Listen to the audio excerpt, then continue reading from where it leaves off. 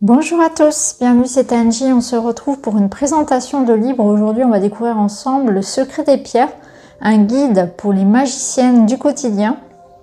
Donc, c'est un livre de Valérie Mottet aux éditions Pygmalion, un livre sur la lithothérapie. Alors, vous allez le voir, le livre est très complet. On va retrouver toutes les pierres avec leurs propriétés, mais aussi avec des mantras, des mots-clés. On va le découvrir tout de suite. Les pierres et les minéraux fascinent depuis des siècles. Utilisés de tout temps dans toutes les civilisations, on leur prête aussi des pouvoirs magiques, selon les légendes et prophéties. Les pierres renferment des secrets qu'elles partagent avec les personnes qui leur font confiance.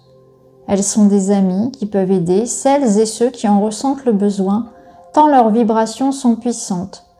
Elles sont également un ravissement pour les yeux et l'âme.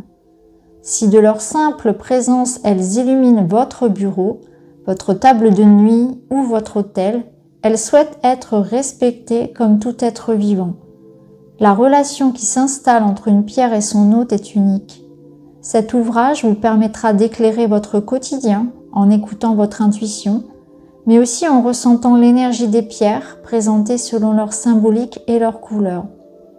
Les origines, les couleurs, les chakras associés, les correspondances, les intentions, les utilisations et la purification. Donc Valérie Mottet est douée d'une intuition hors du commun qui lui permet d'être à l'écoute de la nature, des messages et des signes qui lui transmet la vie. Adepte des médecines douces, elle utilise des potions naturelles ainsi que les pierres et les minéraux dont elle a appris les secrets auprès de Catherine Hudson pour prendre soin de son âme et de son corps. Autant de connaissances qu'elle souhaite partager aujourd'hui avec le plus grand nombre à travers ses ouvrages, ses conférences, ses ateliers créatifs, individuels ou collectifs. Alors, on va regarder tout ça ensemble. Valérie Mottet a énormément de connexions également avec les fées. Je vous ai déjà présenté d'autres de ses créations que vous pouvez retrouver dans ma playlist. Alors ici le sommaire. Donc on a une petite introduction, une note à l'attention des lecteurs, petit avertissement également. Première partie, nous avons les bases. Seconde partie, les intentions de chaque pierre. À la fin, vous avez les remerciements. Vous avez également comment retrouver les pierres par l'index ou par la table des matières. On va y revenir.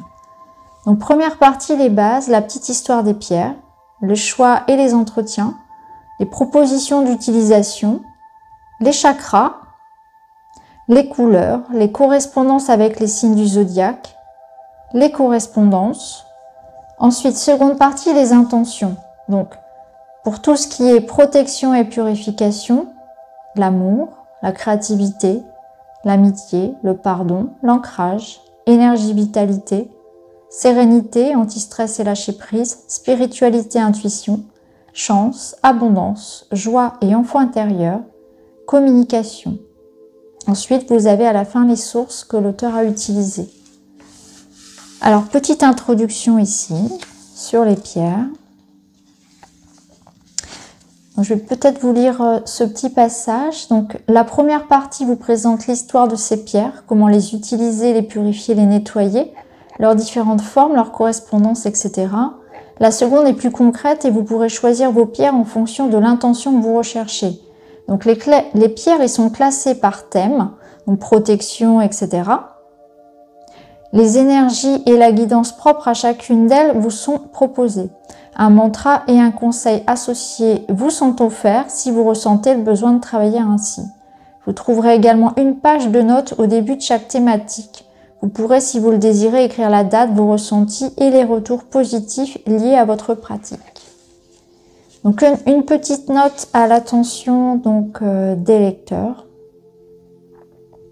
Donc c'est vrai que déjà c'est important d'utiliser les pierres, la lithothérapie comme une thérapie complémentaire, donc on n'arrête jamais un traitement par exemple, donc ça c'est important.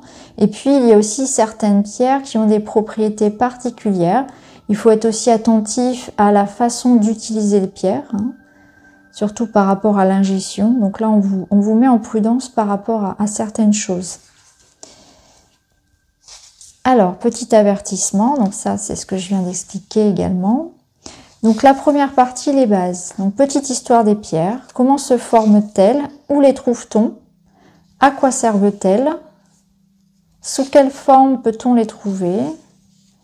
Ensuite le choix, comment choisir sa pierre, comment bien les choisir. Le nettoyage et la purification. Puis-je prêter ou donner ma pierre? Que faire si une pierre se casse ou change de couleur? Ensuite, proposition d'utilisation. Donc là, vous avez des conseils. Petite citation de Nikola Tesla également. Ensuite, les chakras. Chaque pierre, certaines pierres sont associées aux différents chakras, notamment de par leur couleur. Donc ça, c'est intéressant également. Donc vous avez pour chaque chakra ici, voilà, les pierres qui sont associées et les messages émotionnels correspondants. On a tous les chakras qui sont ici. Ensuite, par couleur, les couleurs illuminent notre quotidien et on les retrouve partout. Donc c'est associé au Feng Shui. Donc là, c'est en lien avec la chromothérapie. Donc vous avez le rouge, le orange, le jaune, le vert, le rose, le bleu et les pierres correspondantes. Violet, or, noir, blanc, marron. Les correspondances avec les signes du zodiaque. Donc ici, vous retrouvez chaque pierre pour chaque signe. Et ensuite, ici, pour chaque pierre, vous avez des mots-clés. Par exemple, pour l'ambre, force, guérison, porte-bonheur, positivité, protection, sérénité, stress. Sur le plan physique, crise d'asthme, douleur dentaire et rhume. C'est vrai que les colliers d'ambre, c'est assez courant chez les enfants en bas âge, hein, pour les dents. Avec beaucoup de précautions, bien sûr, chez les enfants. Alors, seconde partie, l'intention. Donc, protection et purification. Donc ici, vous avez de quoi mettre vos notes. Et ici, vous retrouvez donc les pierres associées à chaque fois. Protection, purification. Donc on a la malachite, la labradorite. Donc pour chaque pierre, vous retrouvez donc une illustration de la pierre pour retrouver la pierre, son nom, des mots-clés, couleur et aspect, comment est-ce qu'on la purifie, comment est-ce qu'on la recharge, ses origines, les gisements, la guidance et l'énergie et le conseil. Vous avez toujours un petit mantra. Ça, vous l'avez donc pour chaque pierre. Donc ici, on est maintenant sur l'amour.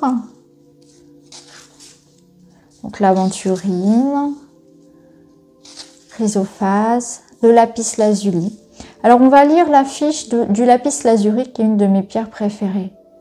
Alors les mots-clés, amour, apaisement, communication, créativité, partage, couleur et aspect, bleu indigo, bleu profond, blanc et doré, purification par l'eau, rechargement soleil doux, amas de quartz. Ses origines, Afghanistan, Canada, Chili, États-Unis, Pakistan, Russie. Guidance et énergie. Le lapis lazuli est la pierre de l'amour et de l'amitié. Elle diffuse bonne humeur et joie de vivre. Elle facilite la créativité et insuffle l'inspiration. Elle stimule l'intelligence et la communication. Elle procure sérénité et plénitude. Conseil, elle est recommandée aux personnes nerveuses. Si vous vous sentez stressé, essayez d'en porter une sur vous. Ces énergies pourraient vous apporter calme et apaisement. Le mantra, je suis inspirée et me laisse guider par mon intuition.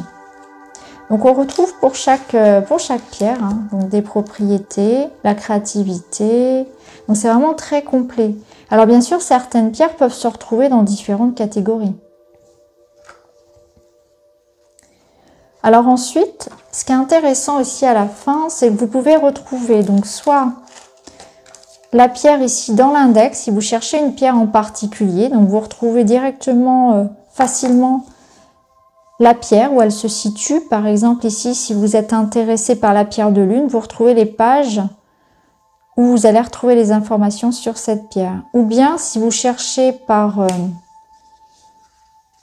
les intentions, si par exemple vous cherchez une pierre pour la créativité, vous pouvez chercher directement ici. Et vous allez avoir toutes les pierres qui vont être proposées pour la créativité, ou bien pour le pardon, ou pour l'amour, pour la chance. Pour la chance, par exemple, nous avons l'aigle marine, l'ambre, l'aventurine verte, le jade, la pierre de soleil. Donc c'est intéressant parce qu'on s'y retrouve assez facilement ici. Je trouve que c'est très bien fait. On peut retrouver facilement une pierre en fonction de ce qu'on recherche. Donc je le trouve très complet ce livre, je le trouve très beau déjà. J'aime beaucoup la présentation qui est claire, qui est agréable à lire et cette couleur.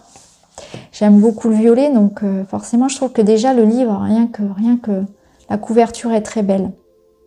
Donc voilà les amis pour cette présentation du secret des pierres, un joli guide de lithothérapie à avoir dans sa bibliothèque. N'hésitez pas à me dire ce que vous en pensez, si les pierres vous appellent, si vous aimez travailler justement avec elles. En tout cas, je vous remercie d'avoir regardé la vidéo. Je vous embrasse et je vous dis à très vite.